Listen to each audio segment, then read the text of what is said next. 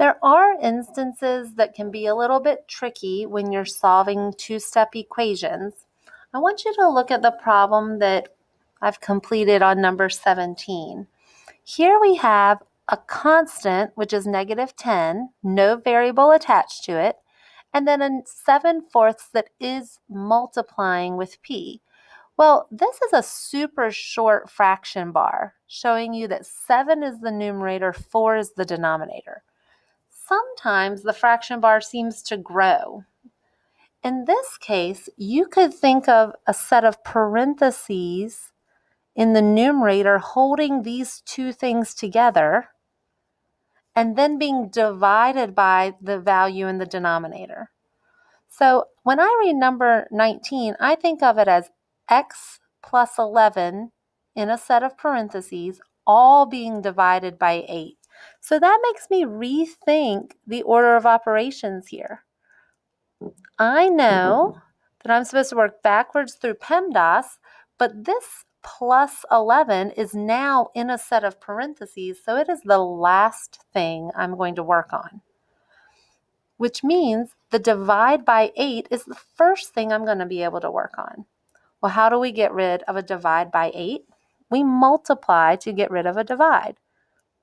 Multiplying by what's in the denominator will cancel the denominator. So now I have x plus 11 equals -3 times 8, which is -24. I don't have to put the parentheses back around the x plus 11 because now it's the only thing on the left side of the equation. So I started with this division step, and now I'm inside the parentheses, and within those parentheses, I need to do a subtraction. -24 subtract 11 is -35. Let's try another one. If you don't like the variable on the right side of the equation, feel free to reverse the order. A minus 13 all over -6, make sure to make that fraction bar nice and long, is equal to 1.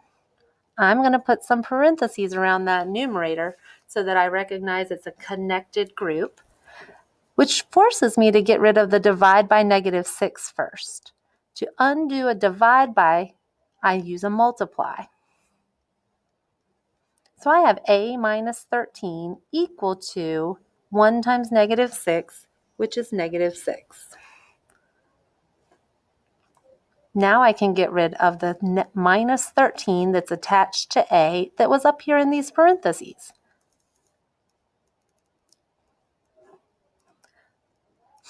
-6 add 13 is 7. Why don't you give it a shot on these even problems? Happy studying!